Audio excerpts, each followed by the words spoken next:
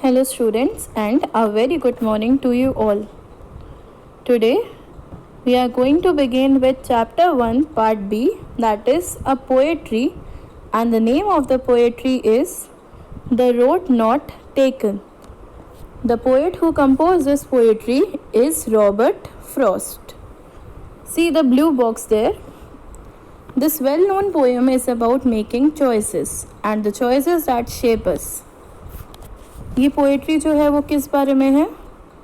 हमारी लाइफ में जो हम डिफरेंट काइंड चॉइसेस बनाते हैं उसके बारे में, और वो चॉइसेस हमारी लाइफ को या तो एक अच्छा शेप या मॉड्यूलेशन देती है या फिर बुरा.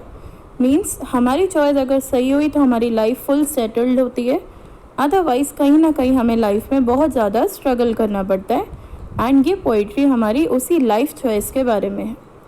Robert Frost is an American poet who writes simply but insightfully. Robert frost कहाँ के पोएट हैं? अमेरिका के. बट उनकी जो पोइट्रीज़ होती हैं उसकी लैंग्वेज काफ़ी सिंपल होती है, बट मीनिंग बहुत ज़्यादा डीप और गहरा होता है, इंसाइटफुल होता है, about common ordinary experiences. And जो भी उनकी पोइट्रीज़ होती हैं उनकी खासियत क्या होती है कि वो हमारी डेली लाइफ की एक्सपीरियंस के ऊपर होती हैं, या जिसके बारे में हम बात करना चाहते हो, इमोशनली बहुत ज़्यादा सोचते हो. So now let's begin with the poetry stanza wise.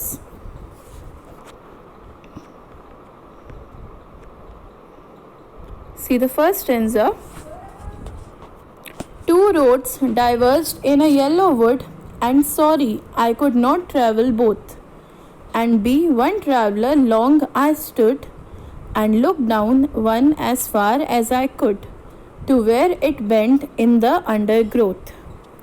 जो पोएट है वो दो रोड्स के बारे में बोल रहा है. मीन्स दो चॉइसेस ऑफ लाइफ. यहाँ पे जो रोड्स हैं वो उसकी लाइफ की दो चॉइसेस हैं जो कि डाइवर्ज हो रही हैं, मतलब दो सेपरेट रास्तों पर जा रही हैं. जैसे रोड्स होते हैं, अगर कोई लेफ़्ट साइड जाएगा तो दूसरा डेफिनेटली उससे अपोजिट जाएगा इन द राइट डायरेक्शन.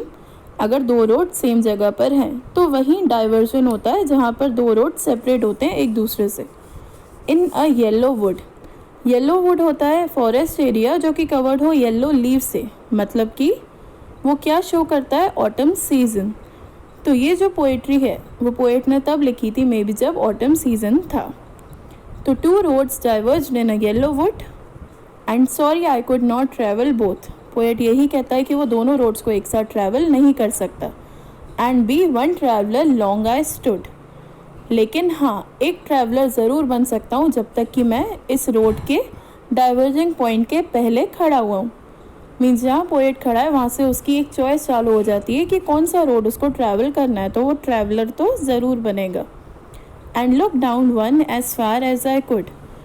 और जहाँ मैं खड़ा हूँ वहाँ से मैं किसी एक रोड जिस पर मुझे जाना है पहले मैं उसको देखना चाहता हूँ, जितनी दूर तक मैं वहीं खड़े हुए देख सकता हूँ. To where it bent in the undergrowth. कि वो रोड कितना ज़्यादा घना है और कहाँ जाकर वो रुकता है कहीं ना कहीं.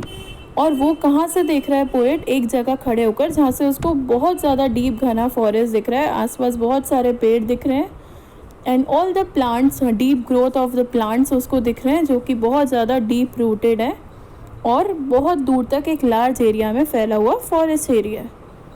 तो इन शॉर्ट पोएट का यही कहना था फर्स्ट स्टैंजा में कि जो दो रोड्स हैं उसमें से पोएट कोई एक रोड चुनेगा और वो दूर खड़े हुए फॉरेस्ट एरिया को देख रहा है कि दोनों रोड्स की कहाँ तक की लिमिट है, वो कहाँ जा सकते हैं. एंड किसी एक रोड पर पोएट ट्रैवल करना चाहता है, इसलिए वो पहले एक जगह खड़े होकर उन रोड्स के बारे में सोच रहा है कि उसको कहाँ जाना है कहाँ नहीं. और जब तक वो दूर तक देख रहा है उसको हर जगह बहुत ज़्यादा डीप गहरे फॉरेस्ट एरियाज़ के ट्रीज़ दिख रहे हैं जिनकी श्रब्स और बुशेस बहुत ज़्यादा दूर तक फैली हुई हैं.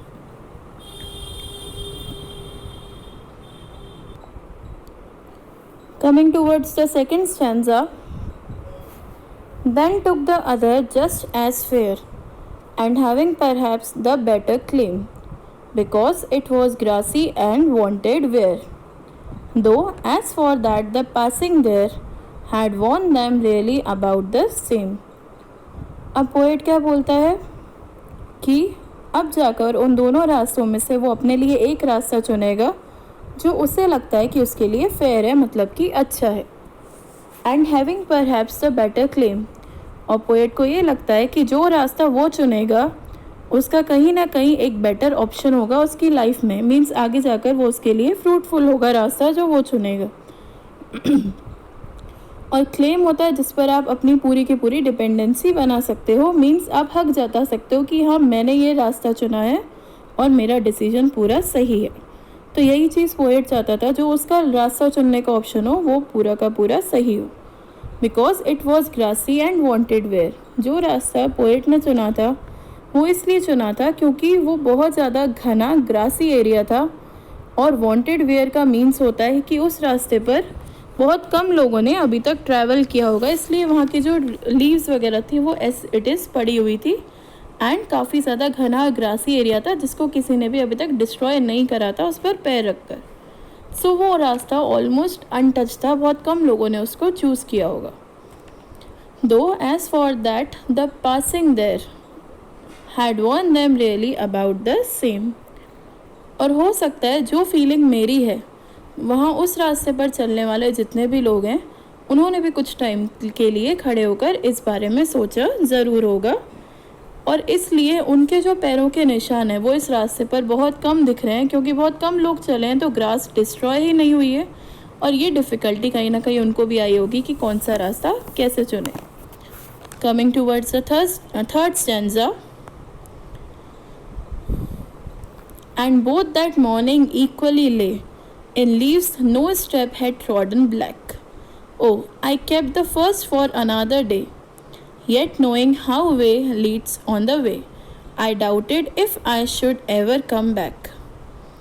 अब पोएट कहता है, जब मैंने मॉर्निंग में उन दोनों रास्तों को देखा तो मॉर्निंग में दोनों रास्ते एकदम से सेम लग रहे थे, अगेन इक्वल लग रहे थे बिल्कुल, और जो उन रास्तों पर लीव्स थी वो एज इट इज़ बिखरी हुई पड़ी थी, बिना हवा चले वो वहीं के वहीं रुक गई थी, इक्वली ले।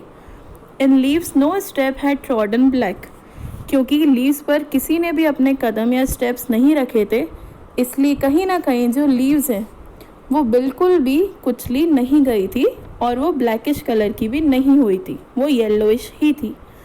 ओह, I kept the first for another day, और इसीलिए मैंने अपना पहला लुक कल दिया था इन रास्तों को, ताकि मैं नेक्स्ट डे बिना कुछ सोचे समझे किसी एक रास्ते पर अब तो चल ही लूँगा। Yet knowing how way Leeds on two way. अब उसको ये नहीं पता था कि जिस रास्ते पर वो जा रहा है तो वो उसको आगे कहाँ ले जाएगा, लीड्स मतलब आगे कहीं ले जाना। आई doubted if I should ever come back. अब जाकर पोएट को कहीं ना कहीं अपने ऊपर डाउट भी हो रहा था कि जो रास्ता उसने चुना है वो उसके लिए पूरा सही होगा या नहीं, और कभी उसको लाइफ में उस रास्ते से कभी वापस आना हो तो क्या वो रास्ता उसको वापस आने का चांस देगा या वो उन रास्तों पर कहीं भटक जाएगा। Coming to next stanza. I shall be telling this with a sigh, somewhere ages and ages hence, two roads diverged in a wood and I took the one less traveled by, and that has made all the difference. अब जाकर poet कहता है कि अब ये सारी चीज़ें मुझे आप लोगों से कहने में थोड़ी सी डिफ़िकल्टी हो रही है, मतलब वो अब घबरा रहा है। चीज़ें विद अ साय बोलना मतलब लंबी सांस के साथ बोलना, जिसमें हम घबराते हैं, शाय फील करते हैं। Somewhere ages and ages hence, काफ़ी सारे लोग साल दर साल यहाँ पर ऐसे ही आते रहते होंगे। Two roads diverged in a wood, जहाँ पर टू रोड्स एक घने गहरे फॉरेस्ट में डाइवर्ज हो रहे हैं। वुड मीन्स होता है फॉरेस्ट, यहाँ पर इस पोएम में specially woods or forest. And I took the one less travelled by, और उन दो रोड्स में से पोएट ने कौन सा लिया जो कि कम चला गया हो या लोगों ने कम यूज़ करा हो road. And that has made all the difference, and वही सारा का सारा डिफरेंस बाद में वो रोड बनाएगा। मीन्स या तो पोएट सक्सेसफुल होगा अपनी ट्रैवलिंग जर्नी में या फिर नहीं होगा। So it completes your poetry. And यहाँ पर बात हुई है चॉइस की। लाइफ में आप काफ़ी बार चॉइसेस लेते हो, और वो चॉइसेस होती हैं या तो आप किसी पर डिपेंड होकर लेते हो कि अगर इसने ये चीज़ एक्सपीरियंस करी है तो मुझे भी फ़ायदा होगा, या काफ़ी बार आपको ये लगता है कि जो चॉइस आपने ली है वो आपको सही रास्ते पर ले जाएगी। बट ऑल्दो दोनों ही बार या तो दोनों चॉइसेस सक्सेसफुल होती हैं या दोनों ही unsuccessful. So anyhow the decision depends on the person solely. So it ends with your poetry here class. Go through the poetry once again. Thank you and have a nice day.